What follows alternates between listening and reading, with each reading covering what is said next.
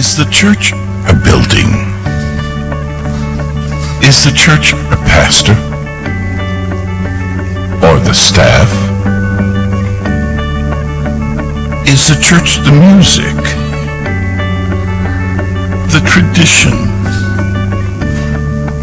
Or the ministries?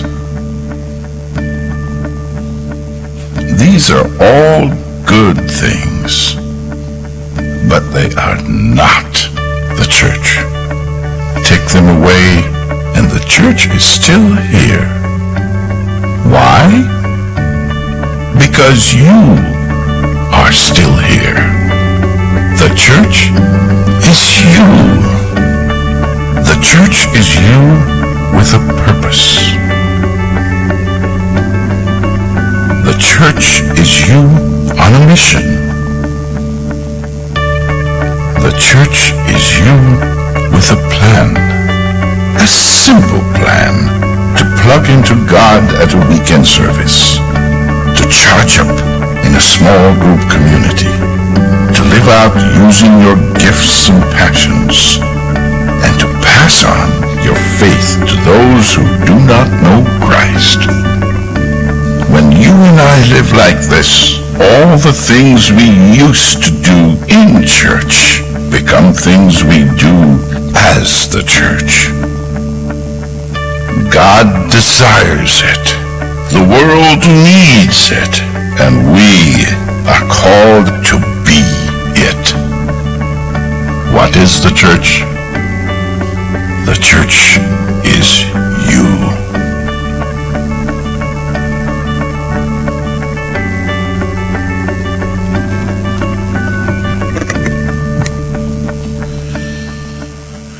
Good morning, church. Happy Sabbath. Turn to the person next to you and say, welcome to church. I want to share with you from God's word from the Old Testament, Lamentations chapter 3, verse 22 to 25. It says, "The faithful love of the Lord never ends. His mercies never cease. Great is his faithfulness. His mercies begin afresh each morning. I say to myself, the Lord is my inheritance, therefore I will hope in him. The Lord is good to those who depend on him, to those who search for him." Can I get an amen, church? So I'd like to take this opportunity to thank you and to welcome you all to the Grove Church, your church. We are the church. People make up the church as we come to worship and praise God. For those of you that are new here to the Grove Church, we do have some social media outlets that if you want to connect to what's happening, what we're doing, for those that are the young people, the youth, well, you know, we've got the Facebook there. We also have, for those of you that want to check out our church website, click on that through Instagram or through Facebook. But we also, we want to invite others to jump in on board as well. There is no more news, electronic newsletter that comes out because apparently I've been told that's for the dinosaurs. So we have no dinosaurs in the church. Everyone is on social media. So if you want to know what's happening, click, like, sign in and join us and find out what's happening at church. I'd also like to take this opportunity to welcome our speaker. He's not a guest. His name is Pastor Stephen Bews. He's one of my good friends and mentor from Paravista Church. We work together. When you don't see me here, it's because I'm hanging out with him at our church at Paravista. So thank you on behalf of the Grove. Thank you, Pastor Bews, for taking the time out to preach here. So we can't wait as you share the message with us, as we continue on with our sermon series that we are church. So thank you, and may God bless you in your ministry and to your family as well. So if you're a visitor here, we welcome you. If you've been here for more than 50 years, we welcome you here. If you like wearing a tie, we welcome you here. If you don't like wearing anything but shorts and a t-shirt, you are welcome here. If you're a vegetarian or you eat meat or whatever it may be, you are welcome here. If you look different and look like Elton John at the back, you are welcome here. If you're like Rob VB and have a bad heart, you are welcome here. If you have diabetes or whatever it may be, you are welcome here. If you don't speak any English, you are welcome here. Here at the Grove Church, we welcome everyone and anyone. Doesn't matter what part of the country or the state in Australia or of the world that you come from, you are all welcome here because we are all sons and daughters of God whom we serve. So with that, I'd like to share with you some announcements. Part of church life is that big camp. As you can see on this photo, it looks empty. That's because no one has really signed up to Big Camp yet. So I want to encourage you to sign up to Big Camp. There is a form out there, one of those entrances that we have. Take a form, fill it out, hand it in, get the early bird rates if you want to camp in a tent or in a caravan. Whatever you have, come along. We welcome you to Big Camp. It's going to be an awesome week and awesome blessing. Also, during this week, all our churches in our conference will be closed because of Big Camp. So keep that in your calendars for those of you that don't turn up to Big Camp. I also want to share with you, in about 2 weeks' time, on April 6th, we have a baptism, our first baptism for the year. It's Neil Bannister at the back, the one he's got a nickname. Rob VB has given him the nickname Elton John. I think it's because of his green glasses. So Neil, it is your baptism. After baptism, we have a potluck, but not only that, we also have 2 people to do profession of faith. It's our brother Nima and his wife. So we're going to do a profession of faith on that day with a baptism, potluck after that. So I want to invite you to come along, bring a friend. It's going to be an awesome Sabbath. But don't forget, there is more on that day. After potluck, when everyone goes home to get asleep, there is an ordination service, okay? I will be ordained to be a pastor here for the church, and there will be light refreshments after at 4 p.m. So I want to invite you to, if you choose to come at 4 o'clock, bring something, whatever you can, to help out with light refreshments. But it will be a massive ordination where we're having about 200 people from the churches that I was involved in the schools. They'll be coming along and will be held here at our church. So praise God for that. So don't forget, April 6th, baptism, profession of faith, potluck, ordination. So we're going to be a tired bunch, I guess, after Sabbath, I'm guessing. For those of you, we nominated a new women's ministry. She's the one that sleeps with the pastor. She's my wife, okay?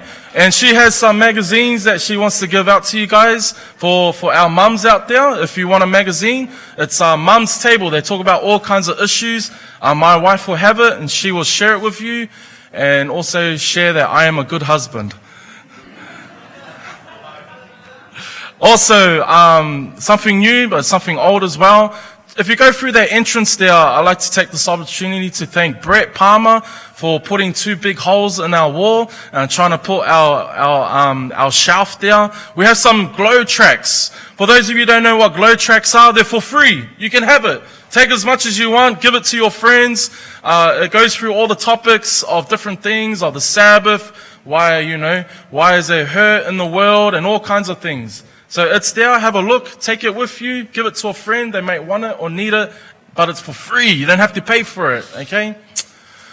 Next Sabbath, for those of you who are wondering, when is our first communion service? It is next Sabbath.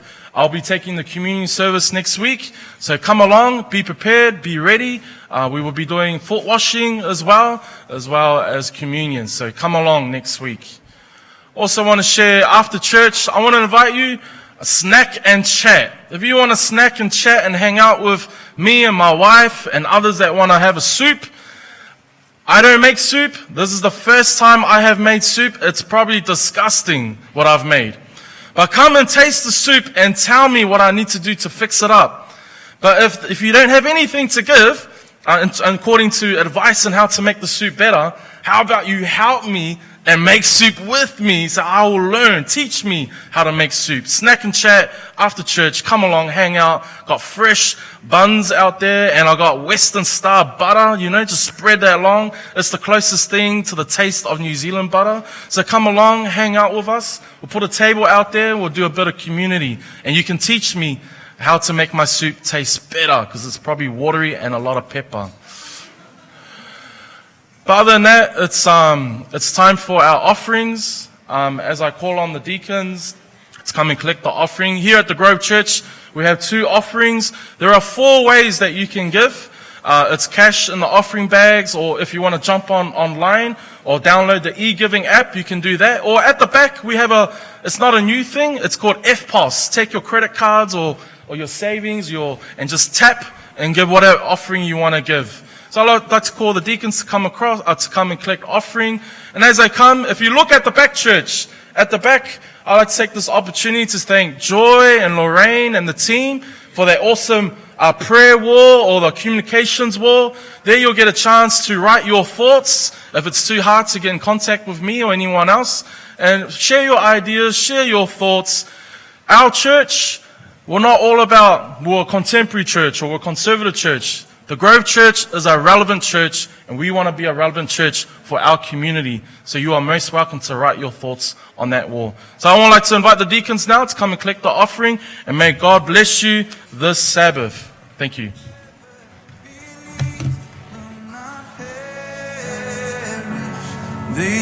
Every moment of every day. Your love truly is amazing. Your grace is unbounded. And let's be honest, Lord, a lot of the time it's completely undeserved as well. But that doesn't stop you. Doesn't stop you showing your grace. Doesn't stop you loving us and doing the most amazing things in people's lives everywhere we see. I thank you. I thank you for all that you've done and all that you continue to do. Thank you feels like an absolute drop in the ocean, Lord, for all of those things. But thank you. There are those here, Lord, that are probably completely overwhelmed with love and praise for you, and I thank you for that. There are those here that perhaps feel a bit bereft in the way of love and praise, but I thank you for that too, Lord, because it gives us as a church family the opportunity to share your love, to share your grace, and to spread your light throughout the world, not just in our existing church community, but everybody, everywhere, Lord, so we can widen our church family to be global.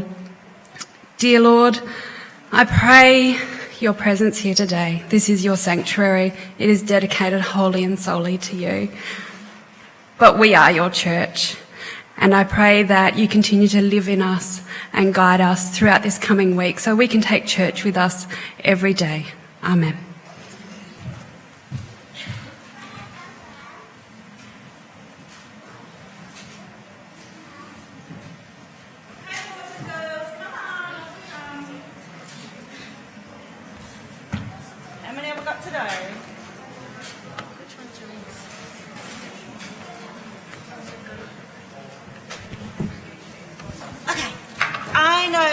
Lots and lots of boys and girls. I saw you all in Sabbath school. Come on.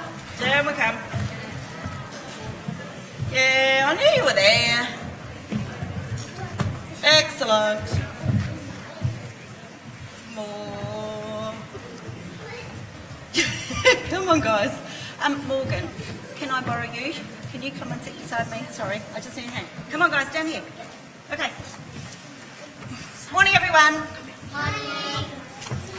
Okay, now we're going to do some experimenting. Who likes experimenting? Excellent. So what we're going to do first and foremost is Morgan is going to be very, very good, and she's going to give you one marshmallow. Okay, so the first experiment is, can you take just one? All right, and what I want you to do is to put this marshmallow right in your mouth. And I want you to concentrate and tell me what it's like. So yeah, for everyone, go around and... You don't want one? All right, you come and sit beside me. I've got something better for you to do. There we go. Thank you. Oh, that's okay. All right. Yeah. Think about it. Yeah, I want you to chew it. Swallow it. Pop it on your tongue. I want you to tell me what it is like. There's still that. Come on. It just tastes like a marshmallow, does it? That sounds good. I'm glad about that. Does it taste... Do you like it? Yeah? It's sweet. It's sweet. Right. And And does it take you very long to eat? No. Because you've still got it on your mouth. So is it melting? No. Okay. Is it hot or cold? It's getting warm, isn't it? Cool. It sort of doesn't have much of a feel, does it? Okay. Everyone got your marshmallows in your mouth? No. All right. When you've finished with your marshmallows, have you swallowed it? No. All right. Guys over there, do you want to tell me what it was like? So we've got it's sweet, hasn't melted. They do like it. Tastes like a marshmallow. Anything else? It's chewy. It's like sugar. It's pure sugar. Yep, I'm glad about that. Good brand. Okay. All right, remember I said we were doing an experiment. Now, Morgan is going to be very good and give you all an ice block. And I want you to do exactly the same as what you did with the marshmallow. Okay? And put it, and pop that straight in your mouth. No, put the ice block, pop it in your mouth, and I want to know what it's like. Yeah, not in your hand, put it in your mouth. I want it on your tongue. Yeah, they're all coming. Okay. All right. Pearl, have you got one? Yeah. It's cold. Oh, what else can you tell me about it? It's melting, yes. It's hard. It is made out of water, right. Okay, if it's too cold and you can't... Okay, put it in your mouth as long... Boys, I know you're really good. Put it in your mouth as long as you can. Yeah. You know, the best part about this experiment is you have an ice block in your mouth and you can't talk. Parents, it works until it melts. How are we going? And put it in as long as you can. Is that one yours? Okay, put it in as long as you can. How are you going? How's your mouth going? How does it feel?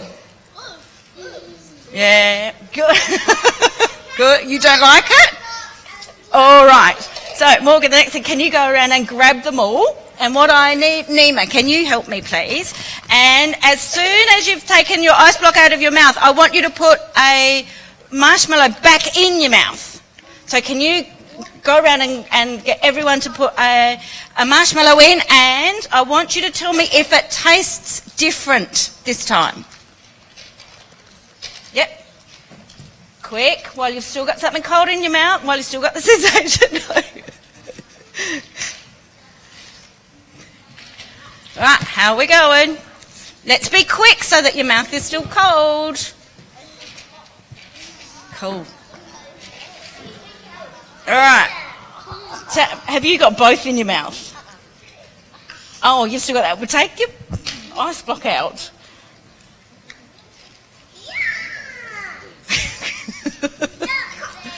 All right, so guys, you've had an ice block in your mouth and now you've put the marshmallow in. Does it taste different?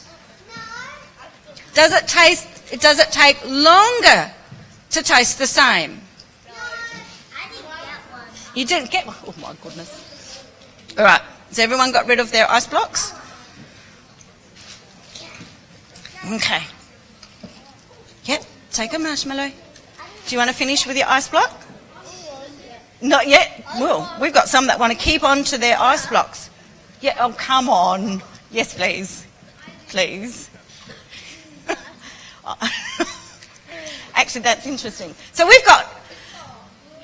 So was there any difference? Did it take a little bit longer to taste the marshmallow because you'd had the ice block on? Yeah.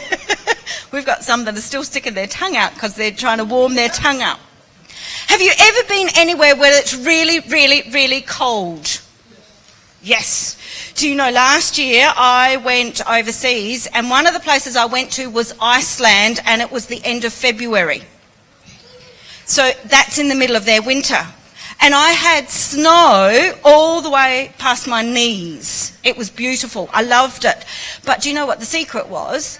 secret was that I was wearing the proper clothes, and I loved it. But then when I got back inside and I took my jacket off, I worked out just how cold I really was out there. But when I was outside, it was okay. Now, I'm going to ask you guys a question. How often does someone older than you come up and say, "How are you today?"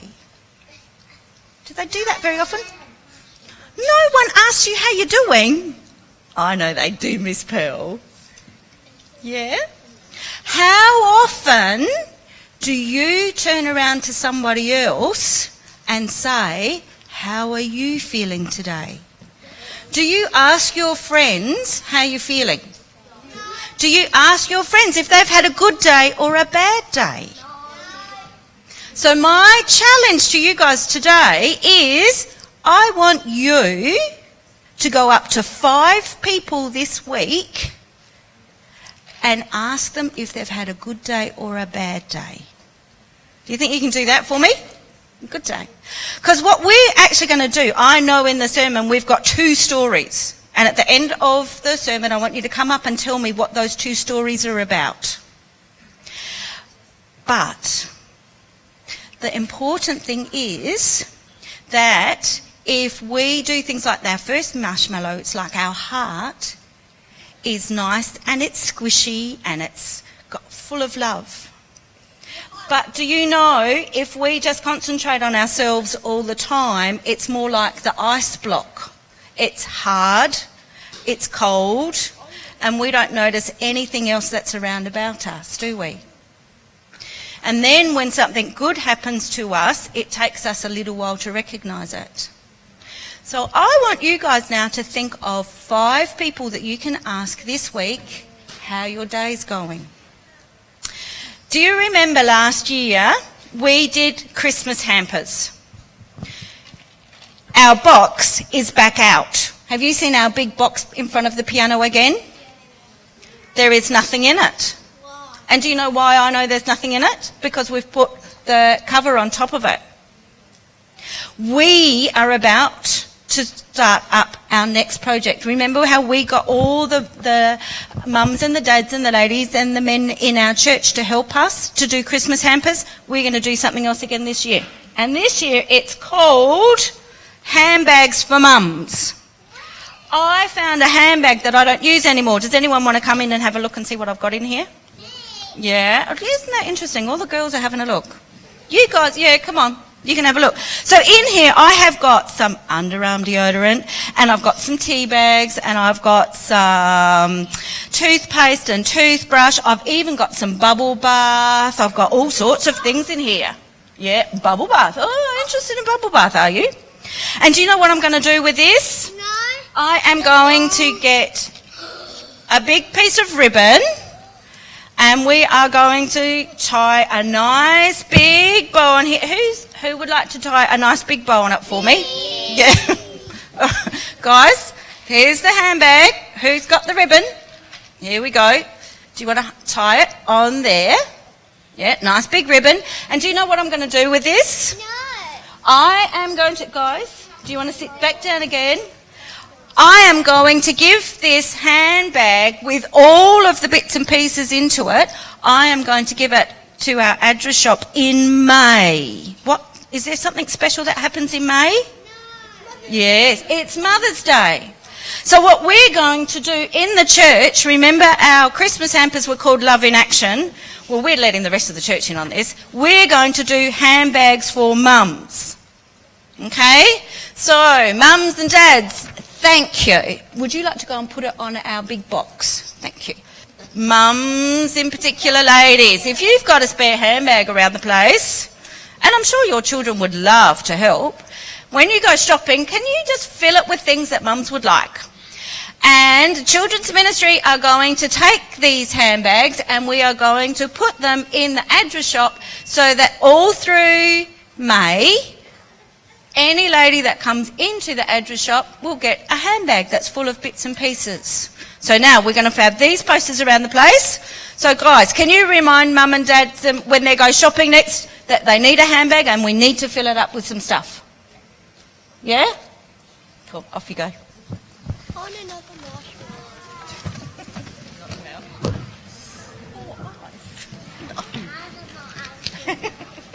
Later.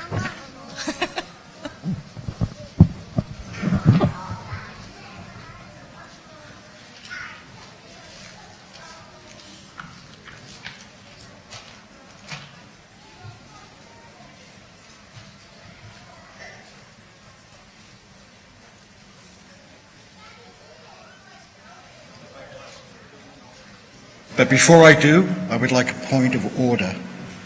I do not look like Elton John. Elton John is short and chubby, whereas you can clearly see I am tall and slim, but he copies my glasses. The building. So, as you know, I'm about to be baptized. Thank you, Pastor. A very, very important decision for me. And I'm being challenged about my conversion to Christianity. And I was trying to explain to somebody, and you know, you want to bring on the challenge? I'm ready, right? Well, I'm not ready, but I'll have a go. I said I go to a beautiful church where we can worship in safety. In winter, it's warm. In summer, it's cool. We can worship and study. There are places for the children. It's everything. Yeah? She said, you are so lucky. And I said, it's right near where I walked to the church. What a coincidence. I said, not luck, not a coincidence. Please give to the building as generously as you can.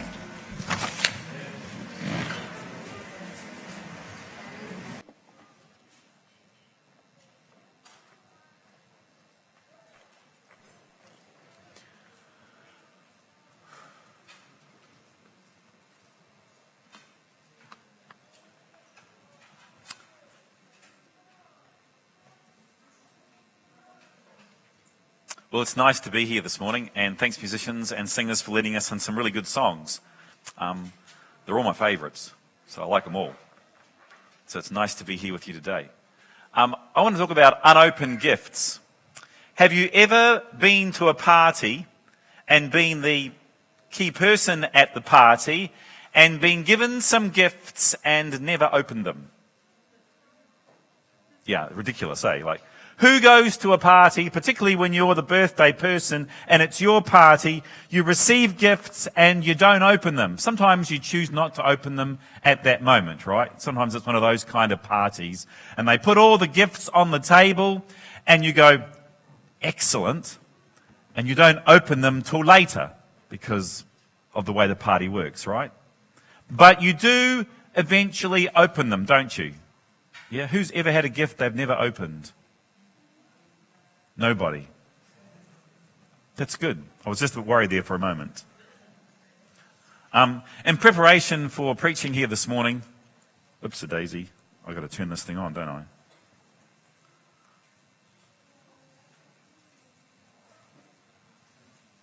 I thought I would read your website. That's what you do, don't you? You go to the people's website. If you don't know where they are, I knew where you guys were, so that was no trouble. But you go to the person's website and you see what they're all on about. And your website's really good. I don't know who designed it, but it's really good. It's nice and simple. It's straightforward. Someone like me who was a dinosaur, I still use emails. Someone like me could actually work their way around it. So that was a good thing. So I hopped onto your website and I thought, well, I should find out what the Grove is all about. Like, I know you come to church every Saturday and you spend some time together. Some of you have lesson studies up there and some have lesson studies out there and some out there, and then there's the kids in the house next door. Some sit in between. I know all that sort of stuff. I thought, I wonder what the Grove considers that they're on about. So I had a look at your mission vision statement, and you should read it. It's really good if you haven't read it. And it goes like this. Home should be a place where you feel most comfortable, a place where everything is as it should be. I guess that's slightly idealistic. I go to my house, things aren't always as they should be, but nonetheless, it's still pretty good. It should be a place of safety and freedom to be yourself while being encouraged to become everything you can be. It's really important, that actually. Homes are supposed to be places where you live, where you are encouraged to be everything that you can be. Not discouraged from being what you shouldn't be, but encouraged to be what you could be. It should be a place of family and acceptance. Too often for many this is not the case. And here comes the important part. The Grove Adventist Church is a place to find home when nowhere else is. Being a part of God's family helps home to be restored to what it should be. Come home to the Grove and experience life as it should be. That's really good, eh? I'm assuming that you were all kind of involved in the writing of this. And then you've got what I would term your values. So let's look at those. The Grove is a place you can be yourself. That's good. I get to wear the clothes that I want to wear. That's great.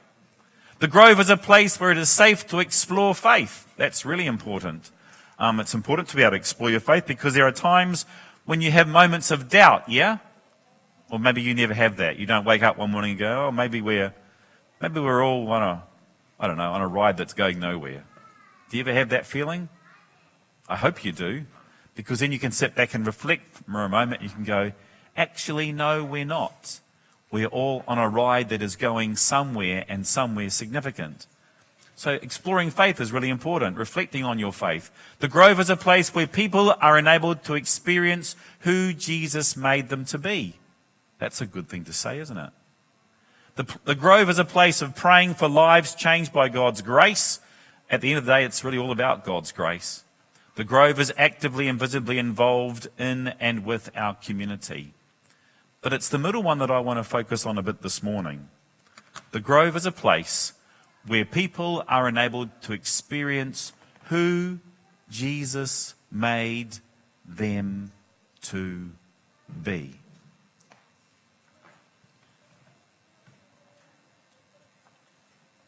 I always get ahead of my slides. Who did Jesus make us to be? Who did Jesus make you to be? Do you ever stop and think about that and wonder about that? Over the years, I've wondered lots about who it is that Jesus made me to be. I've had various parts of my life where I have been other things and then been other things. But the great irony of it all is I've come back to where I started. So my life story is very simple. I grew up in New Zealand, if you haven't picked the accent by now. I'm guessing you're not listening that carefully. But I grew up in New Zealand, born in Invercargill, grew up in Whangarei, north of Auckland. Lived in Whangarei for 9 years, did most of my schooling there, then came to Australia, went to Avondale College, did 4 years of theology after working for a couple of years for the Bank of New Zealand, just to earn some money for school fees. That's what you do back in those days. These days you have HECS or something, don't you? But theology students didn't get that when I was at Avondale, and particularly if you're from New Zealand. So I did that, went back to New Zealand, worked for the church for 5 years as a church pastor. 3 years as an assistant and 2 years on my own, and then realised this wasn't for me. It was time to change who I was. So I went off to university in Christchurch, the place where I've had all that trouble this past week ago. Beautiful place, Christchurch. Well, it was when I lived there. I haven't been back since the earthquake, so I don't know how it looks these days. But it was a beautiful place. Really lovely. Hagley Park, wonderful place to go for a walk. Had all the lovely daffodils and stuff in the spring, I think it was, when the daffodils come out. I'm not really a gardener type person, so flowers and me, but I remember walking through the daffodils and just a lovely, lovely place. Great place to go to university. I had 4.5 years at university, 4 years to do the degree and then half a year to do the professional course that came after that. And I worked in a law office for about 6 months and discovered that that really wasn't me. That wasn't what I was designed to be. I thought it might be what I was designed to be. I liked the idea of it, but it really wasn't my cup of tea. And so I went home to Auckland, because by then my family were living in Auckland, and I wondered what I would be, or what perhaps God wanted me to be next. So then I had 9 years selling real estate. Commercial and industrial, not residential. I don't know anything about houses. It's commercial and industrial stuff. Little industrial units, middle-sized industrial units. That was what my bread and butter was, leasing them out and selling them. Had some very interesting people in that 9 years. And after a while I thought to myself, I've done that for a while. What is it that is really going to make my life add value to other people? What did Jesus really make me to be? And it struck me that perhaps selling real estate wasn't really what he designed me to be. And so I reflected on it. And so I did something that I thought would be interesting. I decided I'd ask God for a spiritual adventure. I was single. I could do whatever I liked. So I was praying a prayer, "Dear God, give me a spiritual adventure." So I really want an adventure. It'd be nice if you could have a spiritual angle. That was really what it was all about. Because selling real estate is pretty much a numbers game. Like most sales, you find someone who will buy or lease the property that you've got and you introduce them to it, yeah? That's how it works. And it's lots of fun when you get to the point where where the deal's about to be made. It's very exciting. Remember, the very first deal I ever did was for a chocolate cake company. They made these really yummy, thick chocolate cakes. He even gave me some to try. Thick chocolate mud cakes, super yum. And he was my very first lease. It was a tiny lease of an old food grade factory where he was going to make these chocolate cakes, because he'd been making them in a house before and he's running out of space. So I put him into that place. I think the rent was $13,000 a year. It was a really small deal. But I was so excited. And he signed on the dotted line, and the person who was assigning the lease, he signed. And I came back to the office and I was jumping up and down. It was so exciting. I think I made about $500. It wasn't very much at all, but it was great. It was very exciting. And when you make the deal, it was exciting. But after all, I thought, the bits between the making of the deals, not really enjoying so much. Would rather be doing the paperwork at the office, which is what I did as well as part of my job. And so I started to say to God, I'd like a spiritual adventure, an adventure with a spiritual angle that will help me to know who it is you want me to be. And he sent me to Pitcairn Island. Who would have thought going to Pitcairn Island was the place we'd ever... But it was an adventure. It was really interesting. I was out there for 4 months. And when I came back, I knew that I wanted to be a pastor again. And so that was 13, 14 years ago. It's hard to believe. Anyway, who is it that Jesus has made us to be? I'd like you to open your Bibles or your devices or whatever it is that you use and turn to Romans chapter 12 and verse 1. Romans chapter 12 and verse 1. If you don't have a device, this one anyway will be on the screen, but not all of the Bible passages will be on a screen. Romans chapter 12 and verse 1.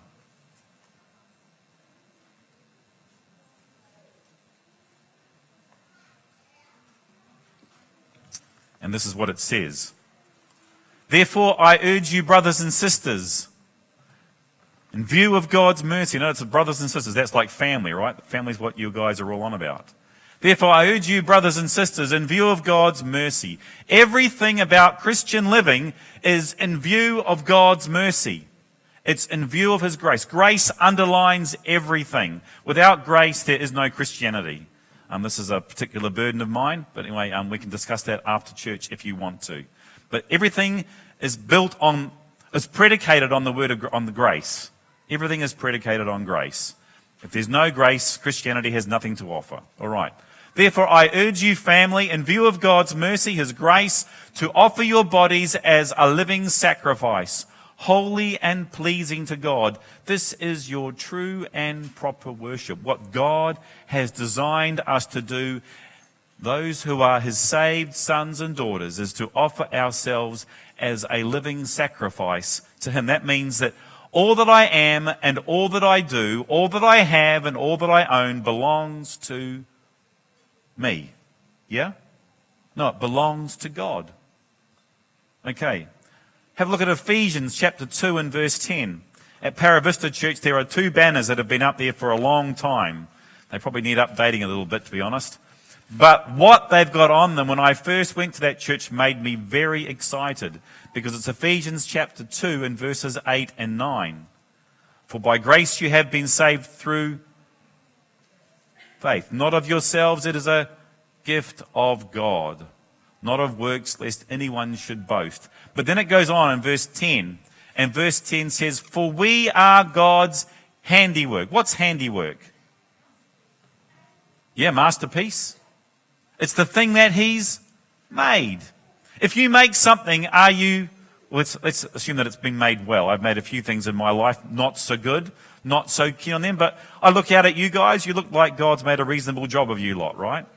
So, you are God's handiwork. You are the things that he has made, for we are God's handiwork. But we're not handiwork to sit on a shelf.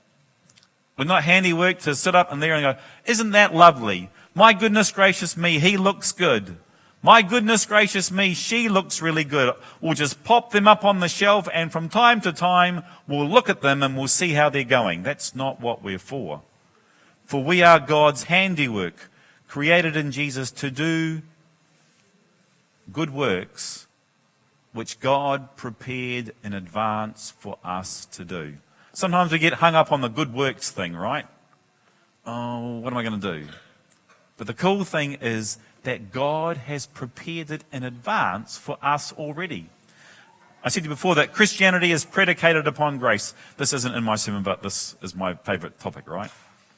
Everything is predicated upon grace. So I am saved not because of what I have done, but because of what Jesus has done. Nothing that I can do can add to what he has done or make him do what he did for me, because he did what he did out of his heart of love for you and for me. Right? So salvation is a gift of grace. Living the life of a Christian is a gift of grace, because what I do, God has prepared in advance for me to do. Does that make sense? That's what it says in the verse. Yeah? So that means everything about the Christian economy is all about God, never about me, because the good things that I do are things that he has prepared in advance for me to do. So the whole of the Christian thing is not about me, not about you, even though you do look very good out there. It's all about God. All right. So who did Jesus make me to be? Who did Jesus make us to be? He made us to be people who would do the things that he has prepared for us to do in advance. That's what he's made us to be. He says, I love you so much, I made you in the first place, I've saved you, you are my own, I'm going to prepare things for you to do in advance, and when you get to them, you'll be able to do them and do them for me. And you'll know, because I'll make it very clear to you, because you don't walk this Christian life by yourself, you walk it hand in hand with the Spirit. Yeah? He's in your heart. Okay. Oops-a-daisy. Can we try the next one? Okay, Matthew 14:22 to 33. Let's roll our way through. Here we go.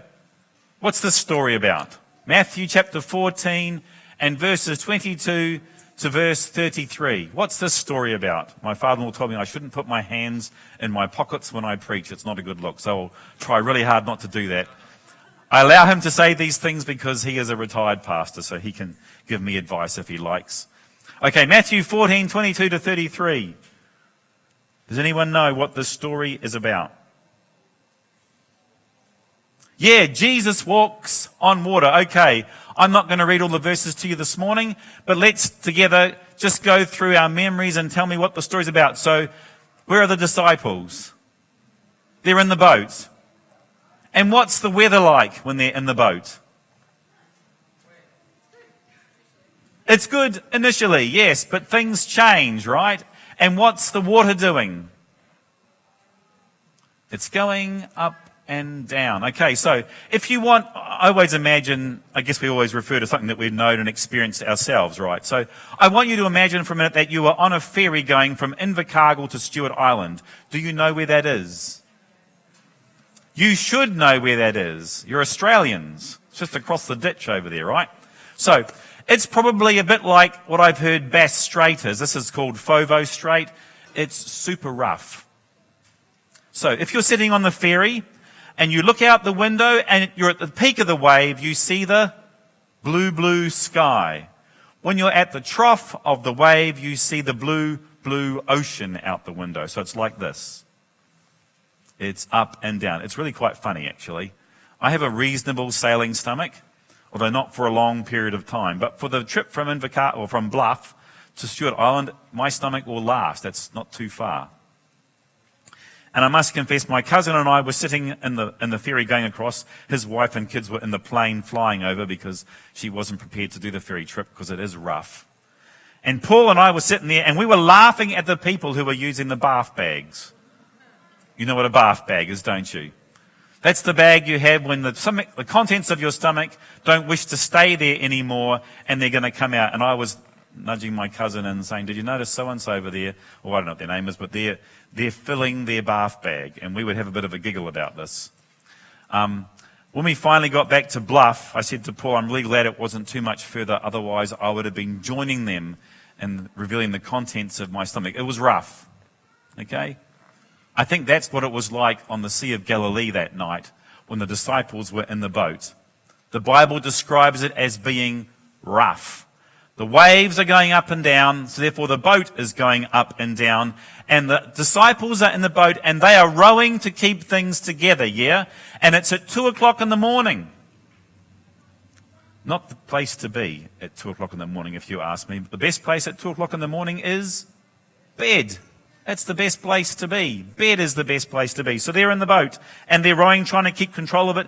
And as they're rowing in the boat, what do they see? Now be careful. What do they see? Walking across the water. Yeah, they see a ghost or an apparition. That's what they see, walking across the water. So you're in a boat. You're rowing for your life, and as you're rowing for your life, because the waves are going up and down, it's windy, I imagine there's lightning and there's thunder, there might even be rain. I don't know, I come from New Zealand, there's lots of rain there. I'm guessing there's rain. We could use some here really badly. I'm fed up with watering the garden. Yeah, I'm thinking about the water bill, not happy about the water bill that's going to be coming my way. All right, so they're in their boat, they're rowing, it's going on flat out, and they see this apparition walking towards them. So they're scared because of the weather, they're scared because of what they see. And then what happens? What happens next? Peter glances more closely at the apparition and he realizes that it's Jesus. He realizes that it's Jesus who's walking across the water. And what does he say? Can someone read it out of the Bible in a loud voice? What does Peter say when he sees that this apparition is no ghost but Jesus? What does he say? Lord, if it's really you, tell me to come to you walking on the water. Yeah. Lord, if it's really you, tell me. Ministers like to tell people things, although these days we discover that telling them things doesn't work so good. If I tell you to, I don't know, I can't think of anything, but if I tell you to do something, you're not going to be that impressed. But if I suggest that it might be a good idea that you do something, people tend to respond to that much better. But Peter's sitting in the boat and he looks and he realizes that this is the Lord and he says, other versions say, command me. That's pretty impressive, isn't it? Command me to come to where you are. And what does Jesus say, Travis? Seeing as you got it open there. Yes, come, Jesus said. Okay, it's pretty simple, isn't it? Yes, come. Now, whenever I've thought about this story as a kid, I don't know why, but I've always imagined the sea's like glass. But remember, it's not. The boat is bouncing up and down. Have you ever tried to get out of a boat that's going up and down like that, and then twisting and rolling at the same time? It's actually really difficult. It's even more difficult to clamber back in. Okay, so the boat is going up and down. Jesus is walking on the waves. He's not walking on the glassy sea like we have in Revelation. He's walking on the waves. And so Peter's clambering out of the boat to walk towards him. Okay, I want you to imagine just for a moment that you're Peter. How are you feeling? There's no right answer here, by the way, so you can't go wrong. How are you feeling? Sorry? Yeah, a little apprehensive. But then you've asked him to tell you to come to him. So at the same time, your apprehension will be coloured by excitement and, wow, this is going to be amazing. That's what I reckon. So he's clambering over the side of the boat. He looks around, he sees Jesus, and he starts to walk towards him. Can you figure that out? Remember, it's not flat like the stage here. It's up and down. So he's walking like this. And he's walking towards Jesus, and then suddenly what does he notice? He notices the winds and the waves. And he starts to sink. what next exciting thing happens? Yeah, he calls out, "Save me." And Jesus is suddenly there, reaching out his hand and plucking him up. What happens next, do you think? Not quite. And I don't actually think he does get told off. Not quite. Jesus takes him by the hand. This is my imagination. And they've got to get back to the boat, don't they? Because he's obviously walked a wee way. So he walks on the rough water, hand in hand with the Lord. How cool would that be? And then they clamber into the boat, and then they get told off a little bit, maybe. All right. I want to ask you a question. I want to make an observation. This is what I think this story is about. It could be said that this is a story about a gift left unopened, because the only person who opens the gift is Peter. We often get focused on Peter, but I want to talk about the other dudes in the boat for a moment. How many of them are there? Is at least 11? Yeah. Okay, so there's 11 guys there. And what have they been doing? Yeah, maybe. Maybe they've been going, "Yeah, Pete, you can do it. We're all with you. We're right behind you, 100 light years behind you." Maybe they've been a bit like that. I don't know. But there's not much said about... Oh, dear. I think I keep pushing the wrong button. That's the problem. I think I keep pushing the one just below it. Sorry. Pete's pals, there's only 2 mentions of them in this particular story. I keep pushing the one just below. It's really totally my fault. Matthew 14 verse 26 says, "When the disciples saw him walking on the lake, they were terrified. 'It's a ghost,' they said, and cried out with fear." So if it says the disciples, it doesn't just mean Peter, right? It means the other 11 too. And then there's nothing till it says at the end in verse 33, which is the last verse in the story, "Then those who were in the boat worshipped him, saying, 'Truly you are the Son of God.'" So what happened in between verses 26 and verse 33 with the other 11? Well, the answer is absolutely nothing. They sat in the boat. I guess some of them were moving the oars to make sure the boat stayed right side up, because the waves are still going. It's not like Jesus has stood on the prow of the boat and said, "Peace, be still." The waves are still going. But I think it's like they've let a gift lie unopened. And you say, how do you think it means that? Well, they've missed out on an opportunity, haven't they? The other Peter's done the walking, but they've just sat in the boat and they've watched him do it all, right? What do you think the 11 missed out on? I think they've missed out on a lot. I think they've missed out on walking in the waves. Can you imagine how exciting that... Now, there's a spiritual adventure. Walking in the waves. How exciting would that be? I think they've missed out on sinking in the waves. You say, well, that's not something to miss out on. You wouldn't want to sink in the waves. Why would you want to sink? You only want to walk on top of them. But I think sinking in the waves is a really good thing. Do you know why? Yeah, because you get to be rescued in the waves. They've missed out on walking in the waves and then being personally rescued by the Master. They've missed out on all of that. Then they've missed out on walking hand in hand with Jesus in the waves. They've missed out on clambering back into the boat with Jesus. They've missed out on all of that. They've just watched, like so often we watch the TV. It's like they're watching it all happening on TV. It's all very exciting, but they're not involved at all. The question I want to ask you next is, why do you think the 11 stayed sitting in the boat? Why, as Peter clambered over the side, didn't they go, well, Jesus commanded us for Peter. It could just as much be for me, because he didn't say, Peter, come here. He just said, come here. They could have said, well, that could be for Peter, it could be for me. I'm going to clamber over the side and walk with Peter as well, and sink with Peter and be rescued with Peter. Walk hand in hand with Jesus back to the boat and clamber into the boat with Jesus. I can do all that. So why did they stay sitting? Yeah, I think fear is the key thing. They were afraid of the weather, and they were afraid of the waves. Maybe they, I don't know, maybe they were fearful that they would fail. There's nothing so inhibiting as fear of failure.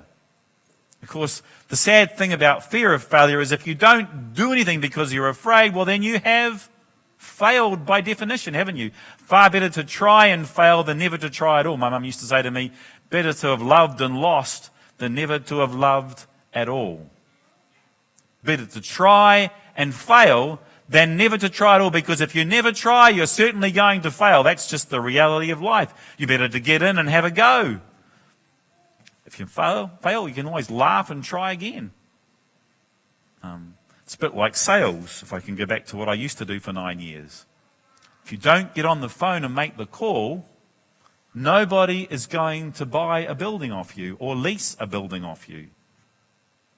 So if you're too afraid to make the call, for whatever reason that might be, then you are going to fail. So it's better to ring and the guy says no, because you are no worse off than you were before. Far better to try and fail than never to try at all. So maybe they were afraid of failure. Maybe they were afraid of comparison. What if I don't walk on the water as well as what Peter does? What if his style is better than my style? Fear of comparison is always a bad thing. I had a friend of mine who wanted to learn to surf. I can say this is not a story about me because I've never really wanted to learn to surf. I'm quite happy just doing body surfing. Anyway, my friend wanted to learn to surf, but he didn't want his friends to see him learning and failing. So what he would do is he would go off by himself early in the morning to a separate beach from them. He kind of mastered the art of it before he would go out surfing with them, because he didn't want to be the comparison thing going on, yeah? Maybe they were afraid of something else. Maybe they were a bit afraid of Jesus. You think, no one can be afraid of Jesus because he is the personification of God's character, and we know that God's character is love, so no one can be afraid of Jesus. Yeah, I don't know. Maybe you need to read the gospel stories a little bit. Yeah, he is the personification of love, but even love can be scary sometimes. I love my kids. I know they've been scared of me.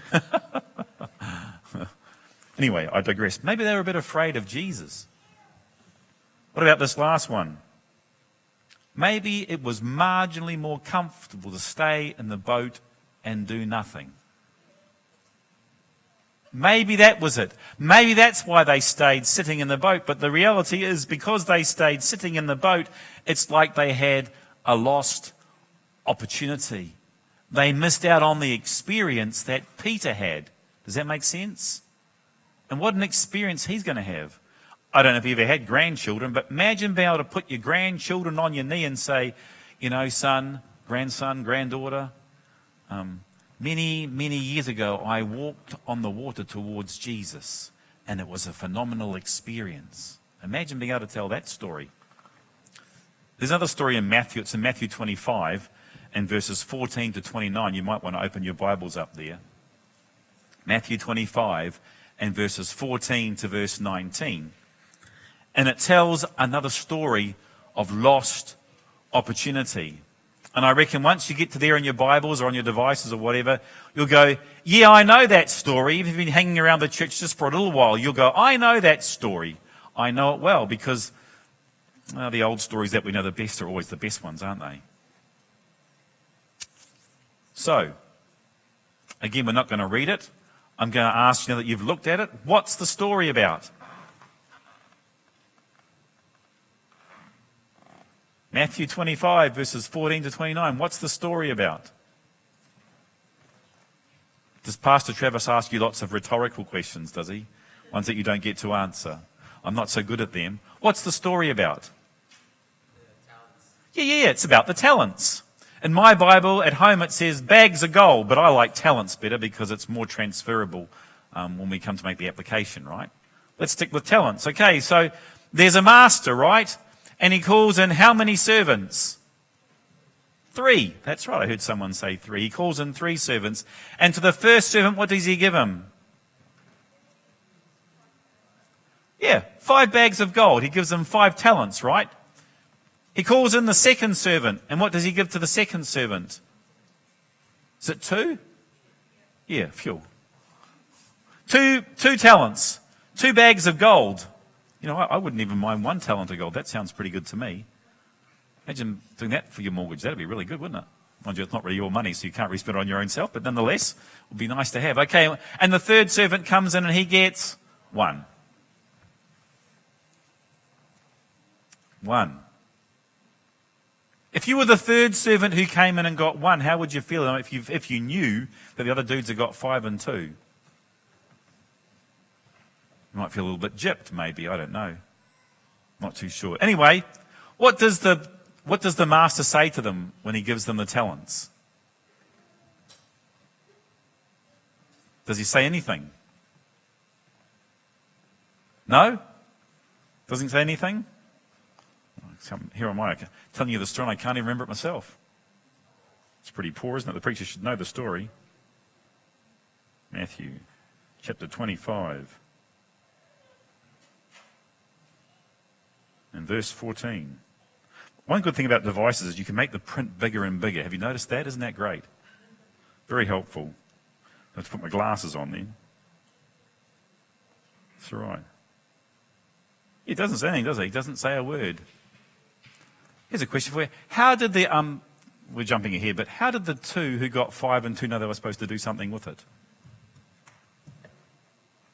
I guess they knew the master. They recognized that if he gave them something, he expected them to use it. So the guy who got 5 talents, what did he do with his 5 talents?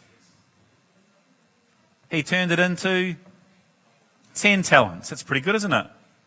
If I gave you $100,000, that's probably what we're talking about here. If I gave you $100,000 and you came back and said to me after a time, well, Stephen, I've taken your $100,000 and I've turned it into 200, I'd be pretty impressed. I'd say, thanks a lot, I'll take it back now. That's great. So he goes to the guy who gets 2, and the man who gets 2, he takes it and he turns his 2 talents into 4. So, which of these 2 servants is better? No, neither of them. They're both as good as each other because they've done exactly the same thing. If you know maths, you'll know that 2 times 2 is 4. 5 times 2 is 10. So both of them have doubled the investment that the master gave to them. What does the dude with 1 talent do? Yeah, he just sticks it in a hole in the ground, and when the master comes back, he gives him back his 1 talent, his 1 bag of gold, and the master's not impressed. And the master takes the talent off it and he gives it to the dude who had 10, so he goes to 11. That's pretty good, isn't it? That's my maths anyway. Okay. Why do you think there are 3 servants in the story? Now, normally when Jesus tells a story of contrast, there's normally only 2, isn't there? Think of the story about the man who built the house. How many men built houses in the story? 2. There was the wise man and the foolish man.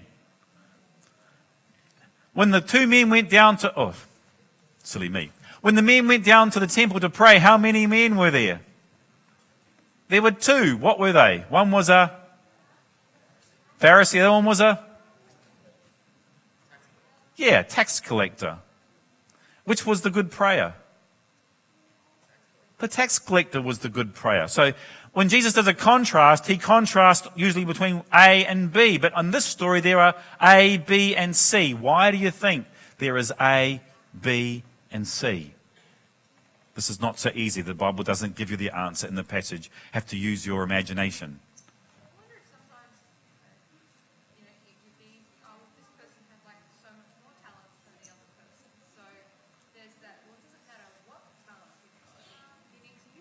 That's exactly why there are 3.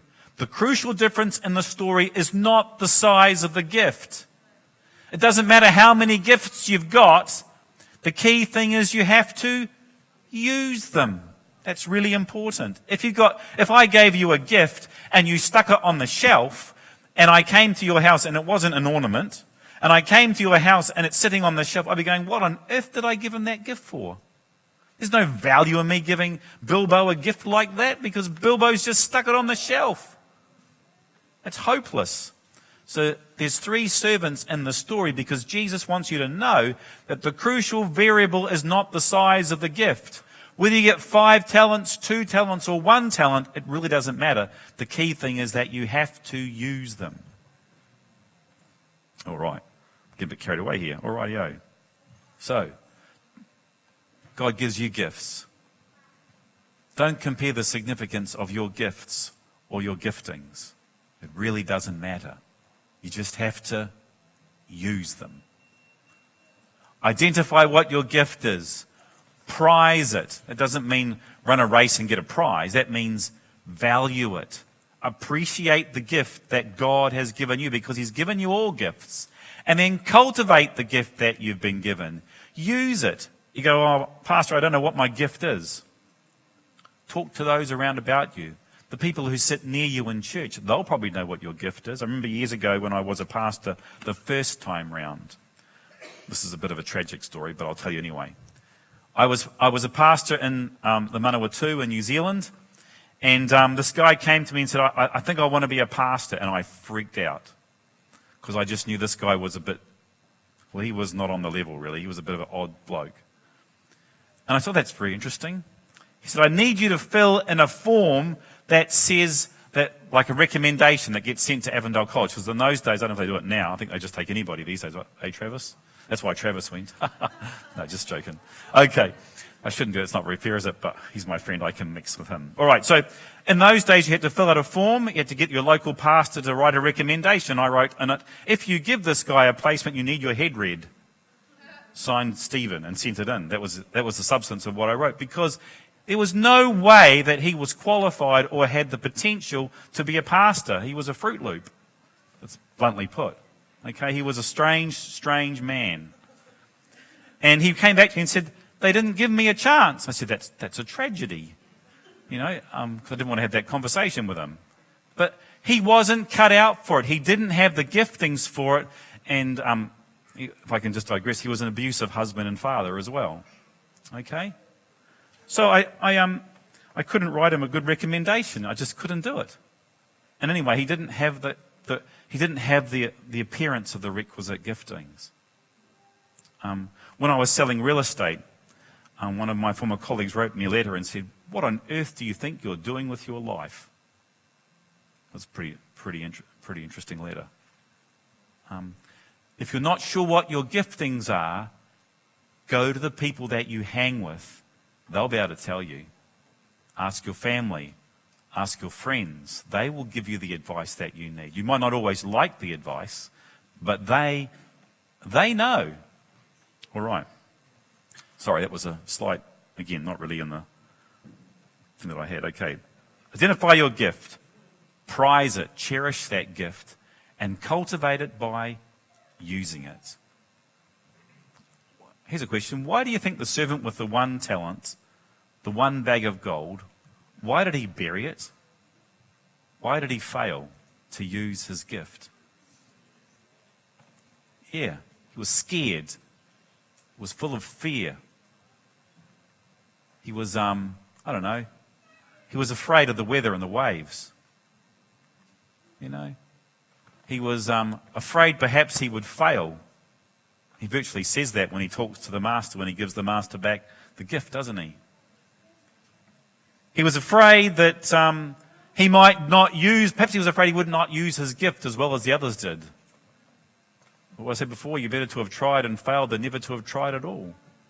I think if he'd gone to the master and said, well, I invested your talent of gold, but it all turned to custard and I've lost it, I don't think the master would have given him a hard time. The master would have said, well, at least you gave it a go.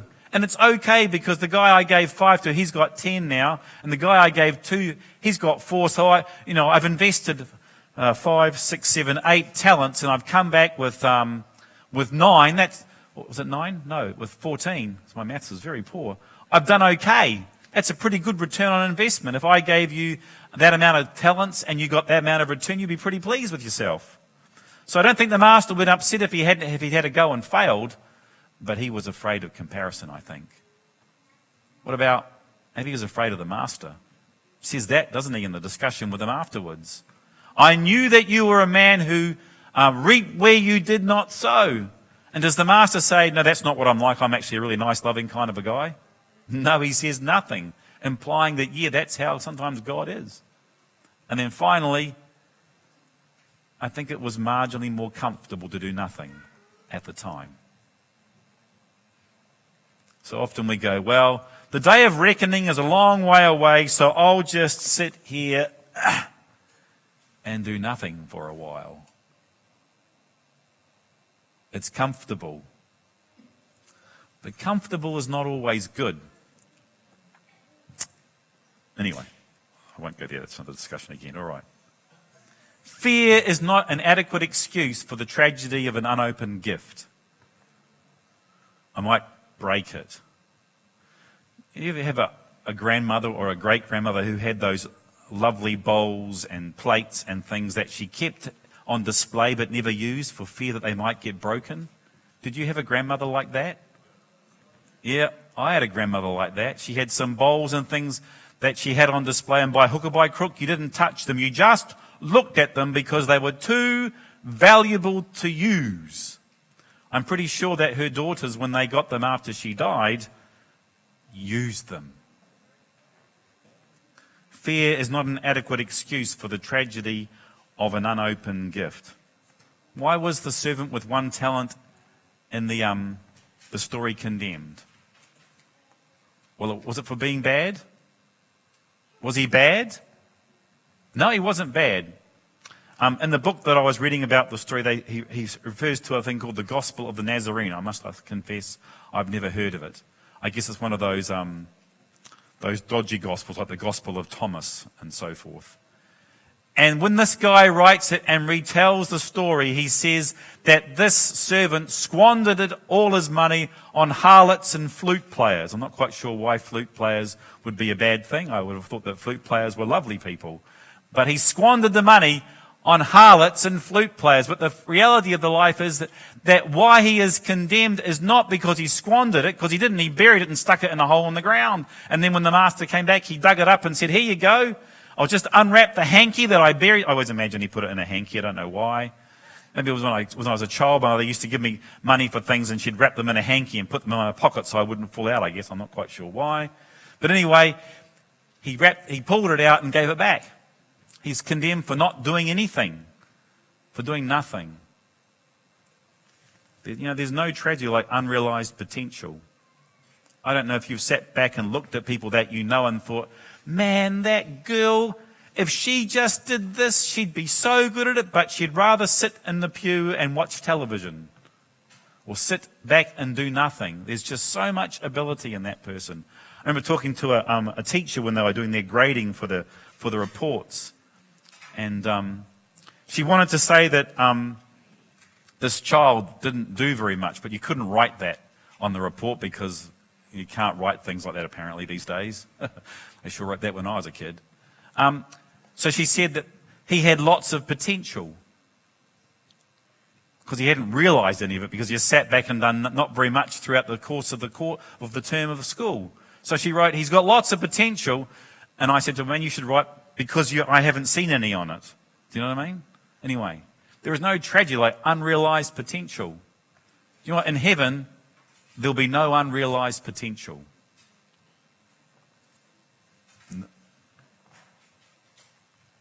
What is the reward for working with the gift?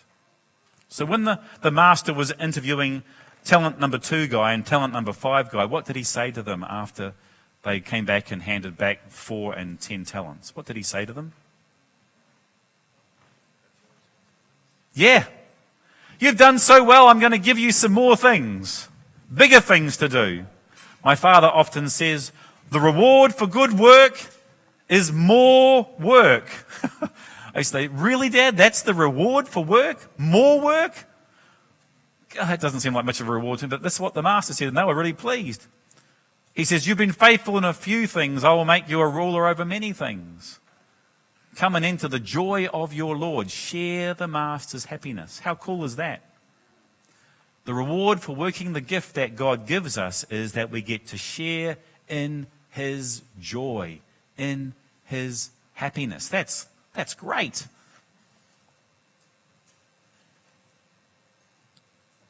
The Grove is a place where people are enabled to experience who Jesus made them to be. Does that make sense? Who did Jesus make you to be? What gifts has he given to you? He gives you your gifts in order that you might be able to use your gifts in conjunction with the other people who are part of your family. Does that make sense? And we looked at Romans 12 verse 1 back at the beginning. It said, therefore I urge you, family, in view of God's mercy, to offer your bodies as living sacrifice, holy and pleasing to God. This is your true and proper worship. That means using the talents that God has given you for him and his purpose. But a little bit further on, there's a few more things that Jesus lists, or rather that Paul lists. He says, for just as each of us has one body with many members, and these members do not all have the same function, so in Christ we, though many, form one body, and each member belongs to all the others. What on earth does that mean? Because it's a bit gobbledygookish, isn't it? All these members and belonging and whatnot. It means that when we coordinate the gifts that God gives us, then we can effectively function as God's people. In Corinthians it says, you're not all eyes, you're not all hands, you're not all feet. We need eyes, hands, and feet. We need all the different parts, all the different giftings that God has given to us to work together so we can function effectively as God's family here. And God's family, not just in this room, but primarily out there, because we just come here to celebrate what God has done with his family during the week, yeah? We just come here to celebrate and also to listen to people talk to you. That's pretty important. Okay. So what is your gift? What is the gift that God has given to you? Have you identified it? If you've identified it, do you prize it? Do you value it? And do you cultivate it so that it can be effective, can be used? In Romans chapter 12 and verses 6 to 8, Paul lists off a few gifts.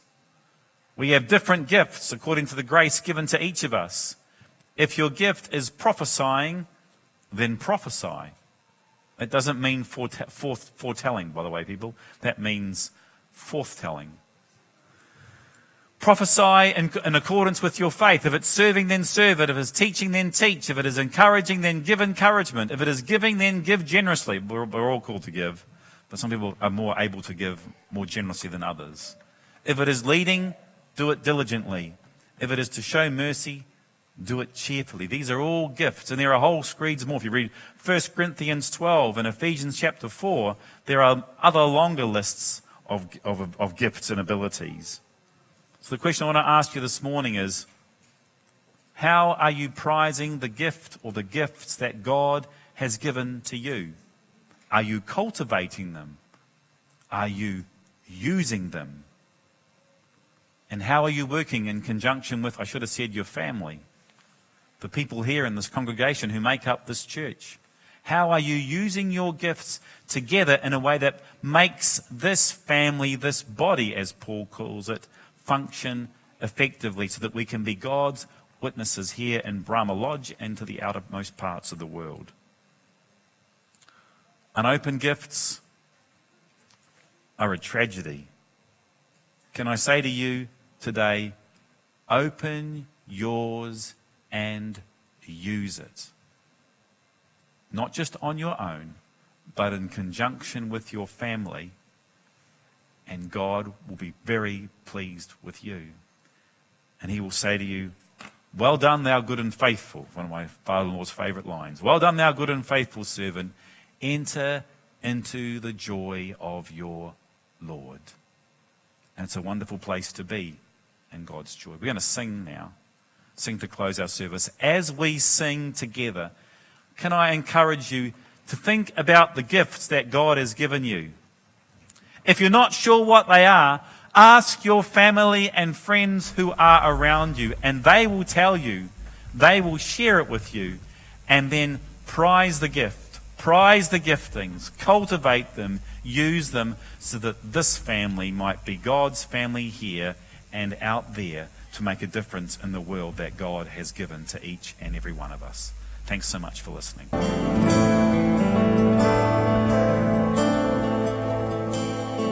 Heavenly Father, we come as we are to you this morning, knowing that you are open to receive. And we thank you that in your graciousness you have received us and we belong to you. We thank you in your graciousness you have saved us and said, you are my son, you are my daughter, you are my family, and you belong to me. And now here is a gift I'd like to give you. May I pray, Lord, that we open that gift each day and we use it that your family will grow, that your church will be seen as a place and as a people who know you and who desire to belong to you because you've invited us just to come as we are. In Jesus' name, amen.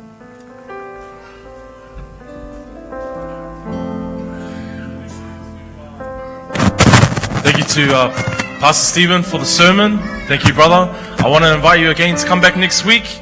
We're going to continue on with our sermon series, We Are Church, with communion service. And if you got nothing to do after church and you want to have some snack and chat, come and taste my soup. Let me know how bad it tastes, and then we'll go from there, eh? God bless you. Have a good week. See you next week. God bless.